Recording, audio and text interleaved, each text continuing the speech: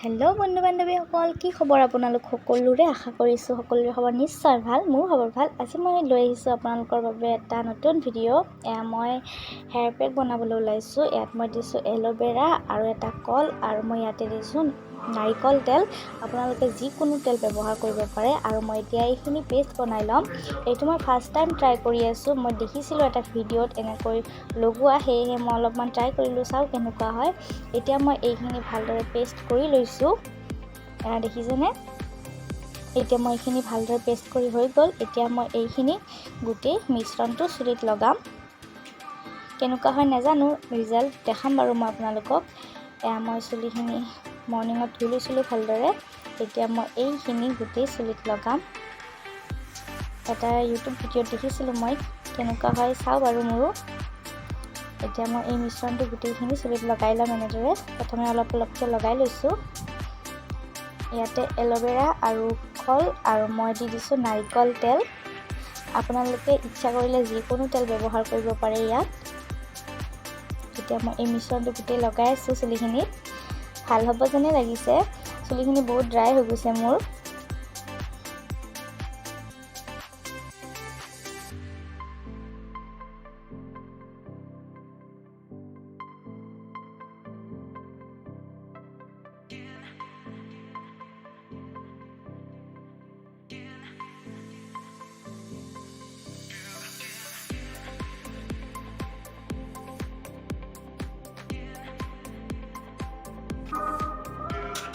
এতিয়া মোৰ লগোৱা হৈ গ'ল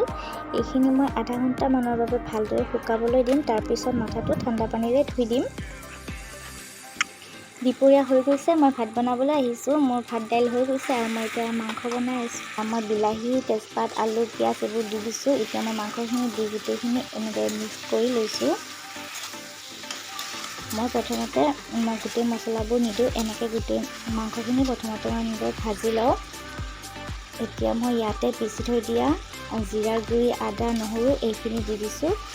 এতিয়া এইখিনি ভালদৰে মিক্স কৰি ল'ম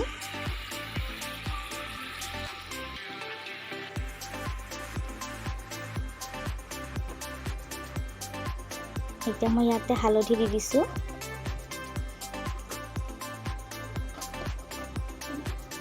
এতিয়া ইয়াত মই নিমখ দি দিলোঁ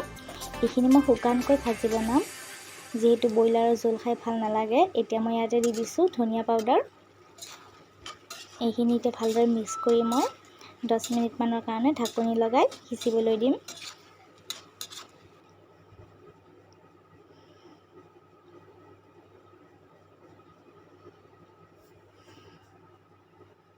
এয়া মই ঢাকনি লগাই দিলোঁ চাওকচোন 10 মিনিট পিছত ধুনীয়াকৈ মাংসখিনি প্ৰায় সিজি আহিছে আধা বহুত ধুনীয়া হৈছে কালাৰটো এইখিনি মই এতিয়া এনেদৰে ঢাকনি লগাই লগাই ভাজি থাকিম ইয়াত মই আৰু পানী ব্যৱহাৰ নকৰোঁ শুকানকৈ ভাজি বনাম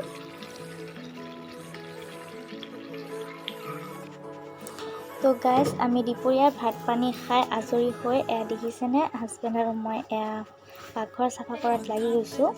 বহুত দিন হ'ল পাকঘৰটো চাফা কৰা যোৱা নাই সেয়েহে পাকঘৰটো চাফা কৰি আছোঁ কিয়নো এবাৰ আমাৰ কুকাৰ এটা ব্লাষ্ট হৈছিলে মই ভাত বহাই দিছিলোঁ উহা চাউলৰ ভাত কুকাৰৰ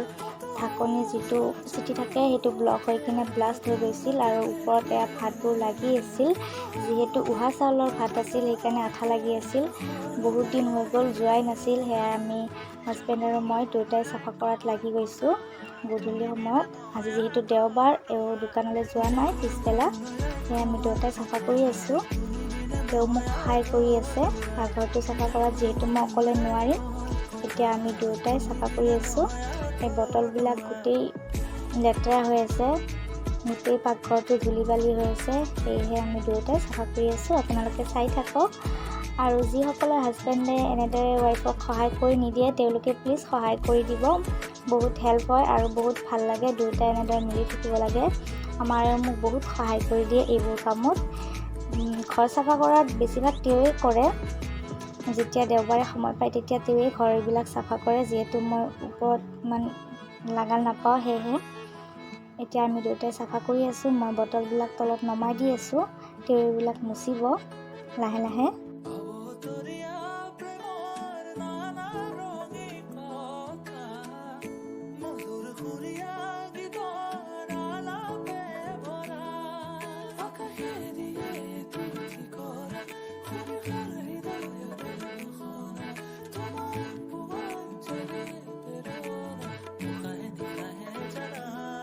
ফ্ৰেণ্ডছ, মোক ভিডিঅ'টো চাই কেনে লাগিল কমেণ্ট কৰি জনাব। আৰু আপোনালোক সকলোকে মই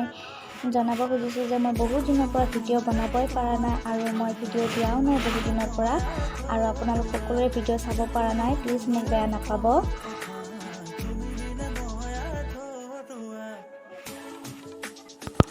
তেওঁ যেতিয়ালৈকে এইবিলাক চাফা কৰি আছে, মই তেতিয়ালৈকে বটলবিলাক ভালদৰে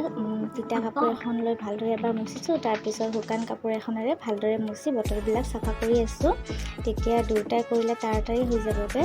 তেতিয়া মই বটলবিলাক সজাই থ'ব পাৰিম ওপৰত। আৰু মোচা হৈ গ'লে এতিয়া মই গোটেইবোৰ বটল এনেদৰে মুচি আছোঁ। এয়া আচাৰ আছে, মায়ে অমৰা আচাৰ বনাইছিলে, যোৱা বছৰতে বনাইছিলে, এতিয়াও ভালেই আছে। আৰু এয়া বগৰী আচাৰ, এয়া মিঠৈৰে বনাই থোৱা বগৰী আচাৰ। ভিডিঅ'টো বেছি দীঘলীয়া নকৰোঁ, আপোনালোকে চায়ো আমনি পাব। তেনেহ'লে আজিলৈ ইয়াতে সমাপ্ত কৰিলোঁ মোৰ অকণমানি ভ্লগটো। ভিডিঅ'টো শেষলৈ চোৱাৰ বাবে আপোনালোক সকলোকে বহুত বহুত ধন্যবাদ।